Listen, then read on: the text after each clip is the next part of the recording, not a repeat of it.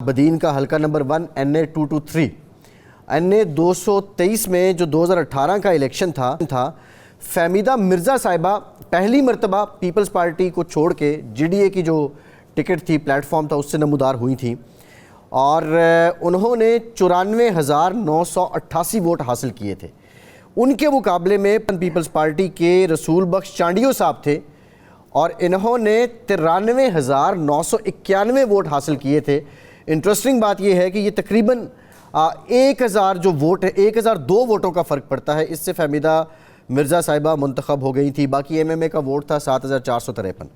اس سے پہلے through out یہ پیپلز پارٹی کے پاس رہا. 2013 میں فہمیدہ مرزا صاحبہ پیپلز پارٹی کے ٹکٹ سے 1,10,738 ووٹ حاصل کیے تھے انہوں نے. اور پھر اسی طرح 2008 میں بھی جب اسپیکر بنی تھی فہمیدہ مرزا صاحبہ قومی اسمبلی کی تو انہوں نے اسی حلقے سے 88,983 ووٹ حاصل کیے تھے. اب بھی رسول بخش چانڈیو مقابلے میں ہیں اور فہمیدہ مرزا ہیں.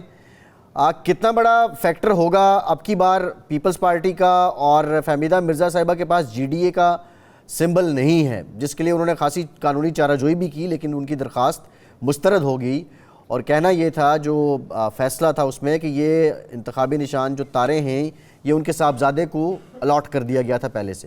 سمبل بھی GDA کا نہیں ہے. مقابلے میں چانڈیو صاحب ہی ہیں. پچھلی بار مارجن صرف 1000 تھا. 2013 کے مقابلے میں ڈکلائن بھی تھا تقریباً 20,000 ووٹوں کا. تو اب آپ کو کیا لگتا ہے رن صاحب، پریڈکشن آپ کی کیا ہے؟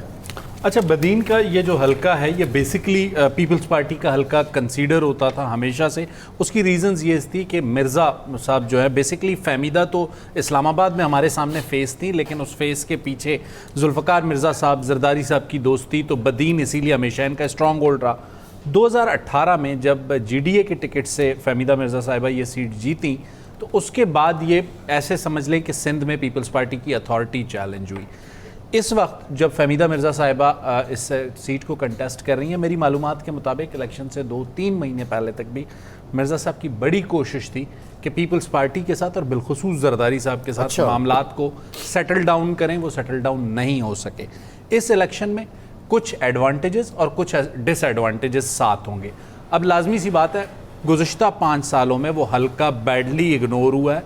لازمی سی بات ہے سندھ میں پیپلز پارٹی کی گورنمنٹ تھی، ڈسٹرکٹ ایڈمنسٹریشن پیپلز پارٹی کی، اور اب بھی لوگوں کو یہ نظر آ رہا ہے دوبارہ وزیر اعلیٰ سندھ پھر پیپلز پارٹی کا ہوگا. تو اس حلقے کے لوگوں نے بڑا سوچ سمجھ کے آگے بڑھنا ہے. لیکن گڈ لک یہ ہے فہمیدہ مرزا کی کہ پچھلے الیکشن میں جیسے جب وہ تھیں تو JUIF بھی ان کے اگینسٹ تھی، PML فنکشنل بھی ان کے اگینسٹ تھی 2013 میں. 18 میں وہ ان کے ساتھ تھی. اس وقت JUI بھی ان کے ساتھ ہوگی اس حلقے میں جو anti Peoples Party basically alliance ہے. اس حلقے میں بڑا کلوز کمپٹیشن ہوگا. فہمیدہ کا جیتنا بھی اپسیٹ نہیں ہوگا اور ہارنا بھی اپسیٹ نہیں ہوگا. یاسین صاحب آپ کی کیا رائے ہے؟ اور ذوالفقار مرزا صاحب کا یہاں پہ ذکر ہو رہا ہے، کی پلیئر تو وہی ہیں اب بھی. آپ کیا سمجھتے ہیں کہ بہت تھن مارجن تھا لاسٹ الیکشن میں بھی اور فہمیدہ مرزا صاحبہ کے ووٹ میں پچھلے 3 ٹینیور میں ڈکلائن آ رہا ہے، کوئی بڑھ نہیں رہا جتنا تھا، وہ بھی وہ اس کو ریٹین نہیں کر پا رہی ہیں. اب کی بار آپ کو کیا لگتا ہے؟ سر دیکھیں، بدین تو یہ بات درست ہے کہ پیپل پارٹی کا گھر تھا اور ہے. جو بھی ڈفرینسز آئیں گے بہت کم آئیں گے. لیکن فہمیدہ مرزا کو ایک بینیفٹ اور بھی ہے جو میری اطلاعات کے مطابق کہ GDA کا، مسلم لیگ نون کا، مولانا فضل الرحمان کا، ان کا سارے ایک ہو گئے ہیں. تو ایک ہونے کی وجہ سے جمعیت علماء اسلام کا بھی اس ایریے میں ووٹ بینک ہے. مسلم لیگ نون کا تو نہ ہونے کے برابر ہے لیکن ووٹ بینک ان کا بھی ہے. تو اگر یہ جماعتیں بھی ان کو ووٹ دیتی ہیں تو پھر فہمیدہ مرزا سیٹ نکال دیں گی. لیکن نیشنل اسمبلی کے الیکشن کو جب ہم کمپیئر کرتے ہیں تو ہمیں یہ ضرور دیکھنا چاہیے کہ وہاں پہ جو 2 صوبائی اسمبلی کے کینڈیڈیٹ ہیں وہ کہاں لوگ ہیں. یہ ہر حلقے میں دیکھنا چاہیے. جی جس طرح ابھی جہانگیر ترین صاحب کی بات کر رہے تھے، مجھے نہیں پتا کہ وہاں صوبائی کے کینڈیڈیٹ کہاں نکلنے ہیں، بیٹے ہیں. تو یہ بہت ساری چیزیں پے کرتی ہیں. مثلا مولانا فضل الرحمان کی جماعت کا آدمی اگر MP پہ ہے یا مسلم لیگ نون کا نیر اباؤٹ 70 کے لگ بھگ مسلم لیگ نون نے بھی MQM اور ان سے مل کے کینڈیڈیٹ کھڑے کیے ہوئے ہیں. تو وہ ووٹ بینک اگر جاتا ہے تو معمولی مارجن سے فہمیدہ اگر سیٹ نکالیں گے زیادہ سے نہیں نکالیں گے.